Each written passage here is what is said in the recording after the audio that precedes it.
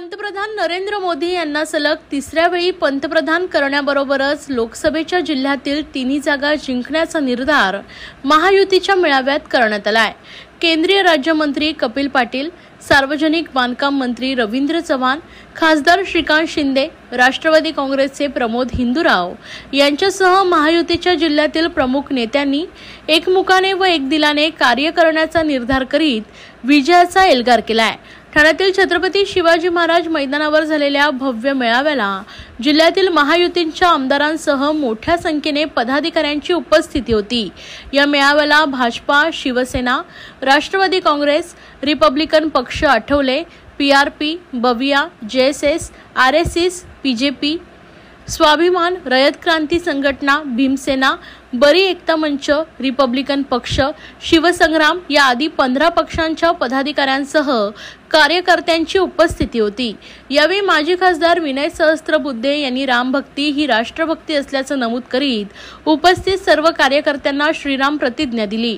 भाजपाचे आमदार निरंजन डावखरे यांनी मेळाव्याचं नियोजन केले होते। केंद्रीय राज्यमंत्री कपिल पाटील म्हणाले, दिल्लीचेही तख्त राखतो महाराष्ट्र माझा या महाराष्ट्र गीतातील ओळी आपल्याला लोकसभा निवडणुकीत प्रत्यक्षात आणायच्या आहेत।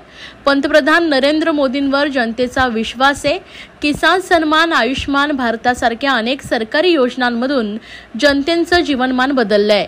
आतापर्यंत शेतकऱ्यांना 2,85,000 कोटी रुपये किसान सन्मान मधून दिले गेलेत, तर काँग्रेसने केवळ 40,000 कोटींची शेतकऱ्यांना कर्जमाफी देऊन अनेक वर्ष कर्जमाफीचे तुंतुणे वाजवलेत। 2019 मध्ये देवेंद्र फडणवीसांच्या पाठीत खंजीर खुपसला नसता तर 10 वर्ष ते मुख्यमंत्री राहिले असते। आता विरोधी आघाडीला जागा दाखवण्याची वेळ आली, त्यासाठी महायुतीच्या कार्यकर्त्यांनी एकदिलानं कार्य करावं। येत्या एप्रिल महिन्यात लोकसभा निवडणुकीचं शिवधनुष्य कार्यकर्त्यांनी पेलावं असं आवाहन मंत्री रवींद्र चव्हाण यांनी केलं आहे।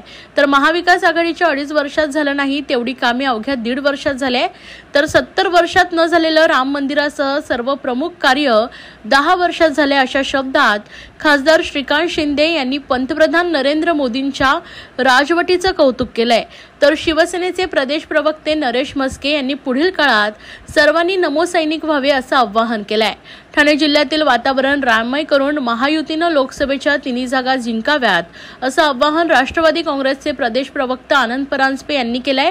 तर भविष्यात ठाणे जिल्ह्यात सुगीचे दिवस येणार असून मुरबाड रेल्वे, भाई कोतवाल व हिराजी पाटील यांचं स्मारक आणि शेतकऱ्यांच्या प्रश्नाला प्राधान्य देण्याची विनंती प्रमोद हिंदुराव यांनी केली आहे। यावेळी महायुतीतील घटक पक्षाचे माजी आमदार अप्पा शिंदे, नामदेव भगत, भास्कर वाघमारे, प्रमोद टाले, गुलाब दुबे यांचीही भाषणं पार पडली आहेत।